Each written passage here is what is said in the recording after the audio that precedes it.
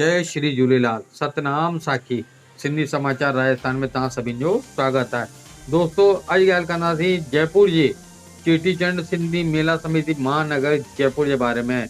जी हाँ, चेटीचंड सिंधी मेला समिति महानगर जयपुर जा जेका अध्यक्ष आहिनि हेमंत ठारवानी जी, उन्हनि जो कार्यकाल लगभग संपन्न थी चुको है। उन्हनि पंहिंजे व्यक्तित्व में क्लियर कयो है कि जल्द ही हाणे महीने डेढ़ के अंदर चुनाव की घोषणा थी वेंदी ऐं चुनाव भी संपन्न असां कराए लाहींदासीं।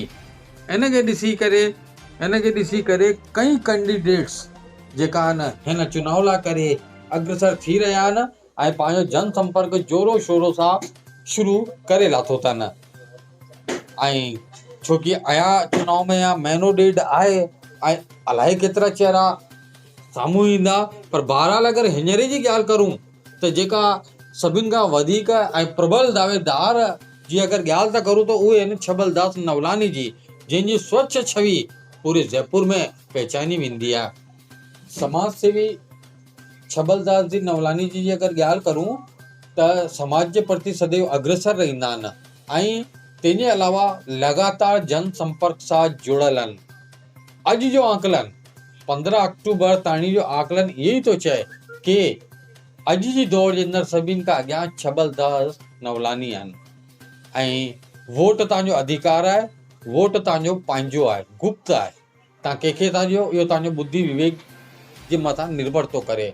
बहरहाल असांजे आकलन के हिसाब सां अॼु जी तारीख़ में छबलदास नवलानी सभिनि खां हिन रेस में अॻियां आहिनि। तंहिंजे अलावा छबलदास जी का असांजी ॻाल्हि थी त उन्हनि इहो ई ॿुधायो कि अगर मां अध्यक्ष पद ते अचां थो त मां विशाल रूप सां मेले के हिकिड़ो नओं स्वरूप ॾींदसि कि जेकी झांकियूं पहिरीं खां घटिजी चुकियूं उन्हनि खे वापसि दोबारा हर पंचायत के जोड़े करे पाण सां गॾु खणी करे इन मेले के हिकिड़ो विशाल स्वरूप ॾींदसि ऐं चेटीचंड सुठे मां सुठो मल्हाईंदसि। तो दोस्तों, इहो सिंधी समाचार राजस्थान जो 15 अक्टूबर ताणी जो एक प्रकार जो एग्ज़िट पोल है। वोट तव्हांजो अधिकार है, तव्हांजो खुद जो मत है, तव्हां कंहिंखे था ॾियो, कंहिंखे था चूंडो, उहो तव्हांजो खुद जो बुद्धि विवेक है। बहरहाल अॻे जी रिपोर्ट भी अॻियां असां तव्हांखे ॿुधाईंदा रहंदासीं। ॾिसंदा रहो सिंधी समाचार राजस्थान। जय श्री झूलेलाल।